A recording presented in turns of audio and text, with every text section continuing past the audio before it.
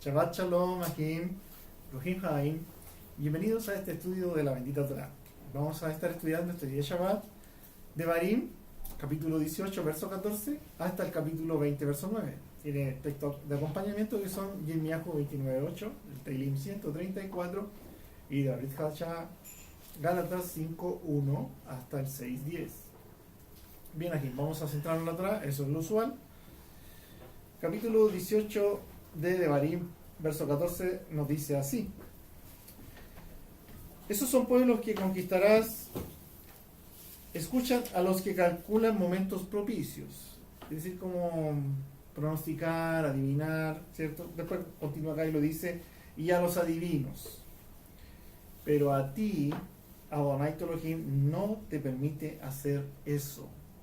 Es decir, hay una clara diferencia entre lo que hacen las naciones en el mundo en general y lo que hace en particular Israel. Es un pueblo consagrado, diferente al resto de las naciones. Entonces, en ese sentido, eso nos debe llevar a nosotros a no compararnos con quienes están alrededor, que porque aunque sean una gran mayoría que tiene ciertas prácticas, no por eso significa que nosotros las debiéramos hacer, ya, ni imitarles. Y en relación a esta temática de la elección especial, de como Israel como su tesoro, Amsegula, tenemos el Teilim 147, 19 y 20 que dice: manifestó sus palabras a Jacob, sus decretos y mandatos a Israel. Con ninguna nación hizo así, ni le dio a conocer sus mandatos. Aleluya. Es decir, hay un trato único y especial con Israel, con el cual se relaciona directamente Elohim, y a su pueblo Israel es a quien le ha transmitido la bendita Torah, sus misbot, sus mandamientos y la forma en que debemos vivir para poder agradarle. Y esa forma debe ser también transmitida a las naciones para que imiten a Israel en su forma de vivir y su forma de agradar a Elohim, a nuestro Hacedor. Porque las naciones desconocen a Elohim, ¿sí? No se les ha manifestado a las naciones, sino que a Israel, y lo ha escogido para que lleve la luz de la Torah a las naciones, de su instrucción sagrada. Y en su bendita misericordia Elohim quiere que todos vengan al arrepentimiento, ¿sí? Él desea el bien en ese sentido, y podemos corroborarlo en Maseach Dihim, Hechos de los Misarios 14:16, que dice: en tiempos pasados él permitió que la gente anduviera en sus propios caminos, es decir, cada uno como se le da la gana, es decir, donde cada uno establecía sus propias reglas y su propio estilo de cómo querer vivir. ¿Le suena familiar? Eso de yo vivo a mi manera, yo hago lo que a mí se me da la gana, yo hago lo que quiero, yo pongo mis reglas. Esa forma de pensar es precisamente lo que acá dice, que andan en sus propios caminos. Pero cuando uno rectifica el sendero, cuando uno rectifica la forma de vivir, tiene que uno moldearse al camino que ha trazado Adonai. Y ahí es donde muchos no quieren este concepto de sujetarse, este concepto de ya no hacer lo que uno quiere, ¿sí? Y muchos lo malentienden y piensan que de esa manera pierden su libertad, y es todo lo contrario. De esa manera es que uno es libre también, viviendo conforme a lo que el Eterno ha dado y ha instruido. Es la forma idónea para que viva el ser humano. Recuerden que estas reglas las ha dado nuestro Hacedor, nuestro Elohim, Adonai. Entonces, si Él nos creó y creó todo el ambiente propicio en la tierra para que pudiéramos vivir con todas las condiciones favorables para nosotros, es porque Él sabe mejor que nadie qué es lo que necesitamos y cómo debemos vivir y desenvolvernos de la mejor manera.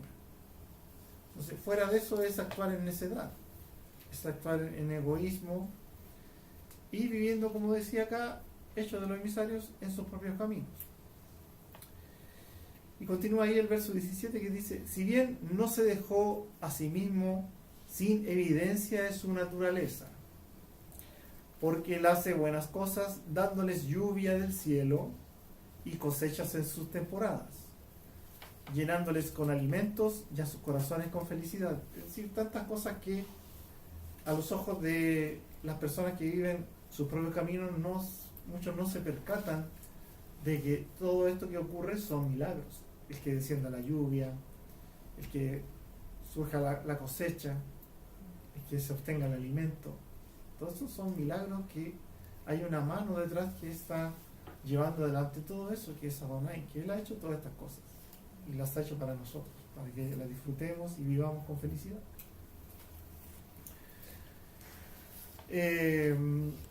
Bueno, acá tenemos un episodio donde está Shaul acá hablando también en Hechos de los Emisarios, capítulo 26, verso 15 al 18, que dice, yo entonces dije, ¿quién eres, Adón? Y aquí está relatando cuando se le manifiesta a Yeshua. Y el Adón dijo, yo soy Yeshua a quien tú persigues. Pero levántate y ponte sobre tus pies, porque me he aparecido a ti precisamente para escogerte por ministro y testigo, no solo de las cosas que has visto de mí, sino de aquellas en que me apareceré a ti. Es decir, va a venir una manifestación donde yo mismo le iba a instruir, para librarte del pueblo y de los gentiles a quienes yo te envío. Fíjese, hay una misión, un ministerio que él debe seguir, de ser enviado al pueblo y a los gentiles, a fin de que abra sus ojos para que se vuelvan de las tinieblas a la luz. Acá el sinónimo de andar en las tinieblas es andar conforme a sus propios caminos. Una vida alejada de Adonai es una vida de pecado. Para que vuelvan de las tinieblas a la luz y de la potestad de Satanás a Elohim. Entonces pasar de una potestad a otra, pasar de la potestad de Satanás a Elohim, nos dice pasar de ninguna potestad a Elohim. Entonces, si la persona no está con Elohim, lamentablemente va a estar con Satanás. Es decir, va a estar siendo esclavo del pecado y de una vida carnal que lo va a dominar. Hasta que venga ante Teshuvá y sea liberado por Yeshua el Mashiach y ande en los caminos de Adonai, en libertad. Para que reciban por la fe que es en mí perdón de pecados y herencia entre los santificados. Cuando habla por la fe que es en mí, ahí Yeshua es el que está hablando, ¿cierto? Perdón de pecados y herencia entre los santificados. Y en relación a todo este enfoque de la elección, quizás muchos opinarán y dirán que son portadores de los designios divinos y portadores de entender los misterios de la Biblia y portadores de llevar las buenas nuevas o de llevar la enseñanza bíblica. Pero hay algo muy claro y enfático, y eso lo podemos ver en Romanos capítulo 3. ¿Quién es realmente ese portador de la palabra de Elohim, la palabra del Eterno? ¿Quién es el portador? Y acá nos dice, ¿qué pues tiene más el judío? ¿O qué aprovecha la circuncisión? Es decir, todo relacionado con los pactos que Elohim ha hecho con Israel, absolutamente. Continúa acá, dice, mucho en todas maneras. Lo primero, ciertamente, que la palabra de Elohim les ha sido confiada. Entonces, los judíos, diciéndolo de otra manera, Israel es el portador de la palabra de Elohim, de Adonai. Solo que los designados para llevar la buena noticia, los designados para llevar la instrucción y la enseñanza a las naciones, no le corresponde a ninguna otra entidad o institución. ¿Sí? Eso ha sido otorgado a un pueblo. Independiente de que existan estos sistemas o instituciones que tienen miles y algunos millones de adeptos, no pasa por las cifras, sino que pasa por lo que ha establecido Elohim en su palabra y a quien ha designado como su elegido, y ese es su pueblo Israel. Sí. Por eso que igual uno tiene que tener cuidado con estas personas que se levantan como iluminados, personas que han recibido algún tipo de revelación o que de pronto se revela algún misterio de la Biblia, la palabra, etcétera, y que tiene mucho carisma también. Entonces, claro, acá se refiere a hechiceros, nigromantes, no sé, ese tipo de ideas, pero aún así, cuando una persona se levanta con una revelación, también es peligroso porque puede arrastrar a muchas personas a una idea equivocada, y sabemos que el Eterno le habla a su pueblo a través de profetas, de enviados, pero difícil que alguien que no tenga una relación con el Eterno a través de la Torá, a través de Yeshua, pueda recibir una revelación. Y además, si esa revelación te aleja de la Torá, también uno tiene que tener ciertos resguardos, porque hoy en día hay tantas corrientes y aún dentro de estos mismos caminos pueden aparecer ideas de pronto de que no tengo esta revelación, de que hay que, no sé, por ejemplo, hacer tal cosa por si el día de mañana pasa algo, y dejamos de confiar en el Eterno y empezamos a confiar en lo que nosotros podemos hacer. Y ahí creo que donde está el peligro, o quizás esta advertencia de la nigromancia de adivinación, porque uno empieza a confiar en otros elementos. Claro, y uno debería poner toda su confianza siempre en el Eterno, independiente de que no vea nada para el futuro. O sea, yo creo que donde está el corazón de uno, que rápidamente se nubla. Sí, nosotros no podemos perder de vista que el yesod, el fundamento, está en los profetas y los apóstoles, los shlichim, los nevim, los shlichim. Entonces, en toda la escritura ahí hay fundamento de los cuales podemos asirnos y aferrarnos para recibir la instrucción correctamente. Pasamos al verso 16 a 15, que dice: en medio de ustedes Adonai tu Elohim nombrará para ustedes un profeta como yo, hermano de ustedes, a él escúchenlo. Aquí vamos a abordar desde el verso 15 al 19 y vamos a verlo en forma global, este mensaje demasiado, muy importante que tenemos que analizar acá. Continúa el verso 16, dice: pues eso es lo que tú pediste en Joreb a Adonai tu Elohim en el día de la asamblea, cuando dijiste que no vuelva a escuchar la voz de Adonai mi Elohim, ni que vea este gran fuego nuevamente, para que no muera. Es decir, adquirieron mucho temor. Continúa el verso 17, dice: entonces Adonai me dijo: es correcto lo que te dijeron. Les designaré un profeta entre sus hermanos como tú, y pondré mis palabras en su boca, y él les transmitirá todo lo que yo le ordene. En cuanto al hombre que no obedezca a mis palabras que él transmita en mi nombre, yo mismo le pediré cuenta de ello.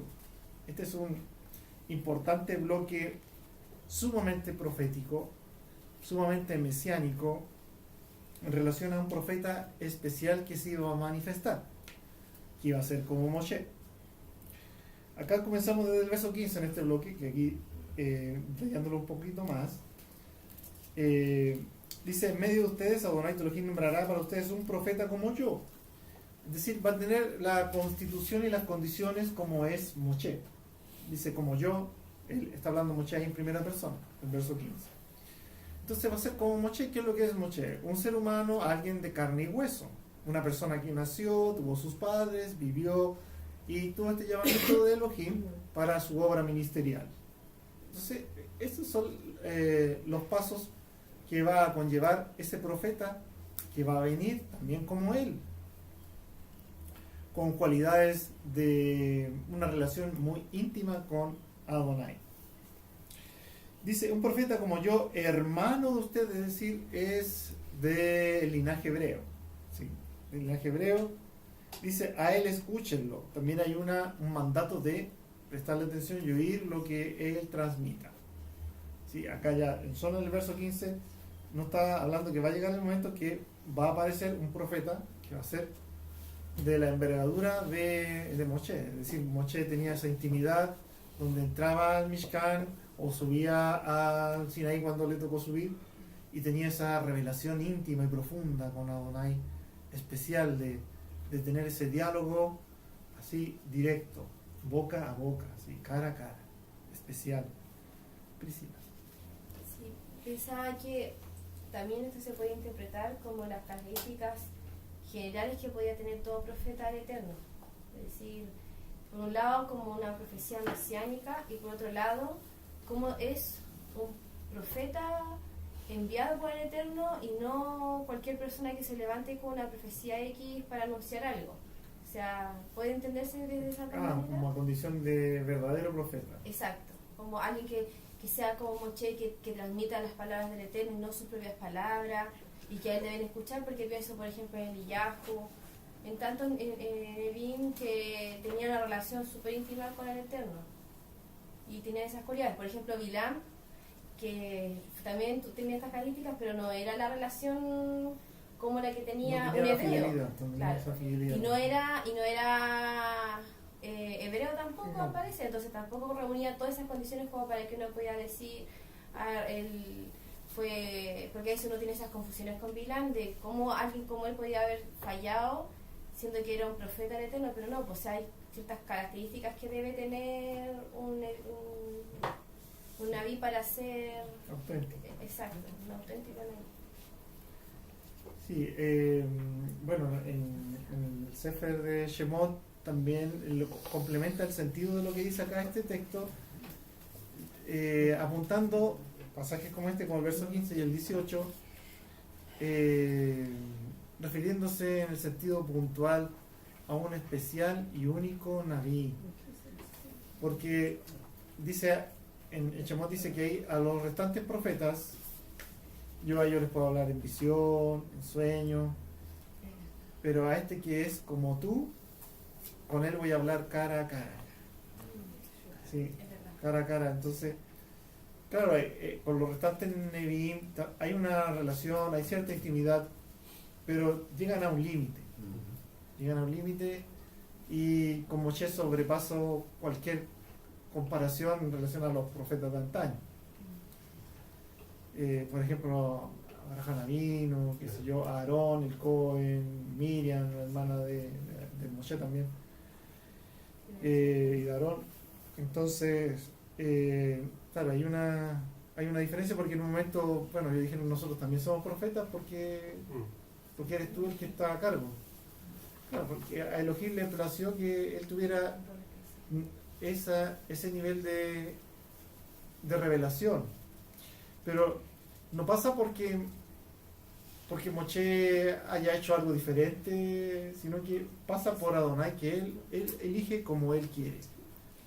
Y si él quiere que se levante otro profeta como Moshe, que sea único en ese sentido, ¿quién le puede decir que no a él? Entonces él lo designó de esa manera. Y vamos a verlo después en detalle, que la Brit Hadashah también lo va corroborando. Sí, Omar. Se puede ver que en el verso 18 podemos ver que se refiere a Yeshua, lo que dice. Claro, se refiere a Yeshua, claro, ese como ese gran profeta que iba a venir. Sí, y explica claramente que Yeshua es un hombre, no es divino como algunas personas piensan que es. Claro, sí, pues.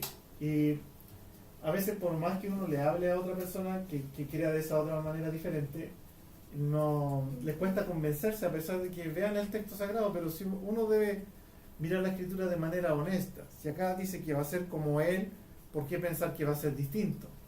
¿Cierto? Sí.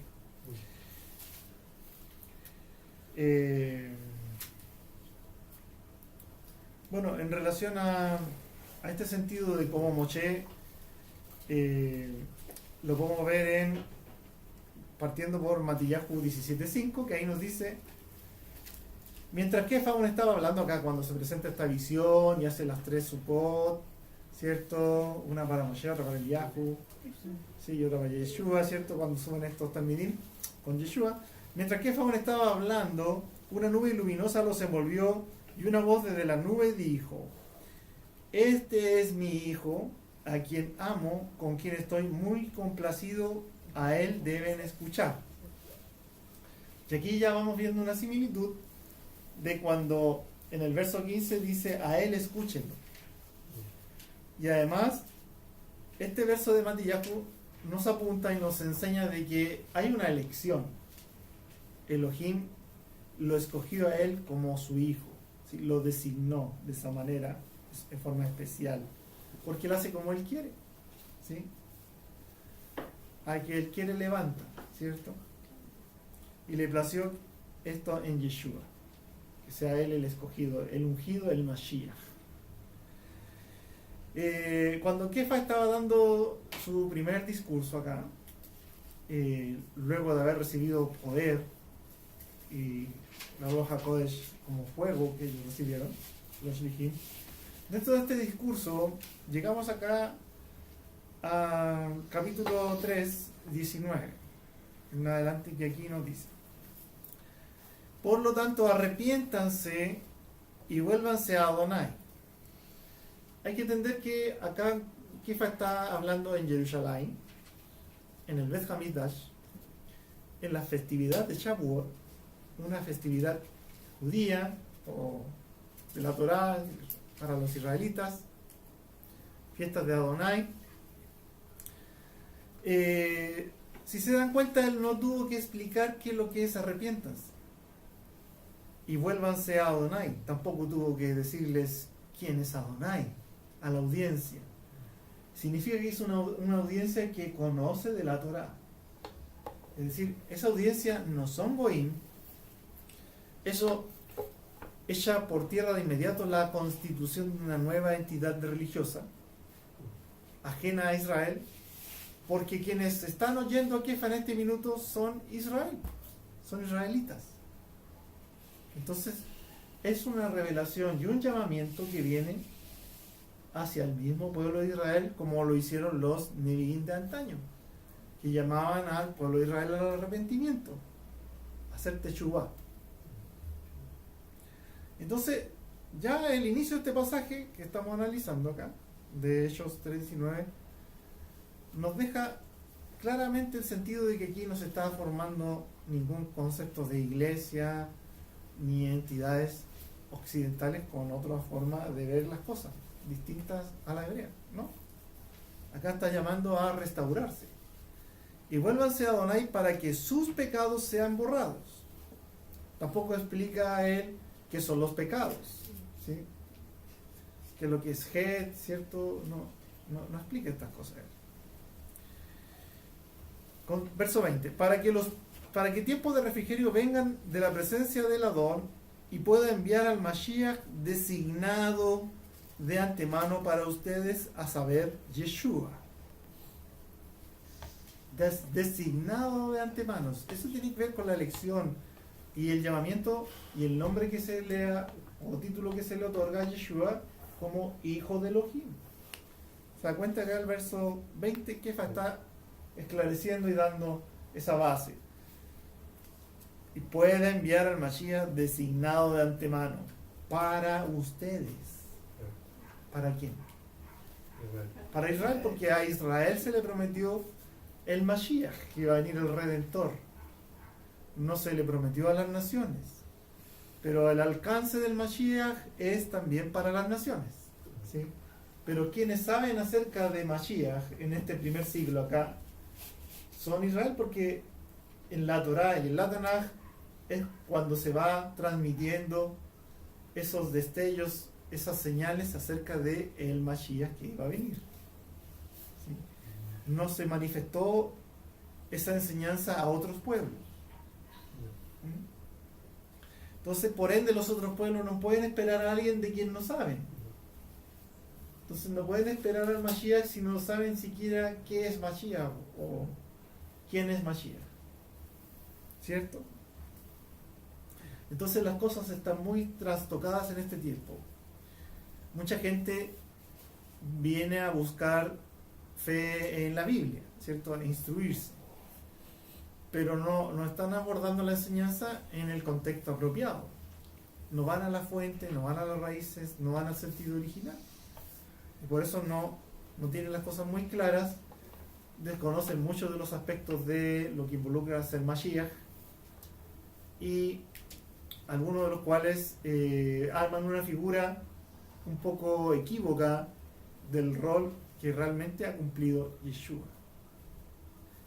Porque si vinieran plenamente en el enfoque correcto y original en el cual Él se ha manifestado, Yeshua, estarían en la senda de los misbot, guardando Torah como Él la guardó, guardando Shabbat y todo el resto de la Torah, porque entenderían claramente el mensaje de Él y no un mensaje diferente, que ha sido el gran problema que se ha presentado en Occidente, donde es otra figura la que se ha levantado en su lugar, ¿cierto? Desconocido respecto del original. Es muy importante esclarecerlo también aquí, estas cosas. El verso 21 dice: Él tiene que permanecer en el cielo hasta que el tiempo venga para restaurarlo todo. Es decir, Él en este minuto está como en Hagadol, en el templo celestial, en el Beth Hamikdash celestial, hasta un tiempo propicio, también designado por Elohim. Todo está designado, nada es al azar, para que venga para restaurarlo todo. Cuando hablamos acá de restaurarlo todo, ¿alguien se podría pasar por la cabeza el constituir algo nuevo o una entidad o sistema nuevo cuando hablamos de restaurar? ¿No es cierto? El restaurar significa reparar algo existente, volver a constituir algo que ya existe. En ningún momento habla de el sentido de erigir cosas nuevas o doctrinas nuevas. Es restaurar. Cuando hay un edificio que tiene valoración cultural y ya está deteriorado, envejecido, y alguien dice vamos a restaurarlo, vuelven a colocar yeso, a reparar los daños que tiene. Entonces cuando queda reparado, queda como fue en su origen, vuelve a ser como el original, ¿sí? Ese es el sentido de restaurar. No es echarlo abajo o echarlo a un lado para edificar algo nuevo. Claro. No tienen nada que ver con esos aspectos. Entonces aquí nos está, nuevamente vuelvo a reforzar el concepto, nos está formando una nueva entidad llamada iglesia, sea cual fuere. No está apuntando en esa dirección la enseñanza. Hasta que el tiempo venga para restaurarlo todo, como Adonai lo dijo hace mucho tiempo cuando habló por medio de los profetas santos o Kadoshim. Entonces el mensaje que está dando Kefa acá va alineado con lo que hablaron anteriormente los profetas, los Nevi'im, porque está él corroborando esa continuidad de enseñanza. Porque el mismo Moshe dijo, y aquí está cita a Moshe: Adonai levantará para ustedes un profeta como yo de entre sus hermanos.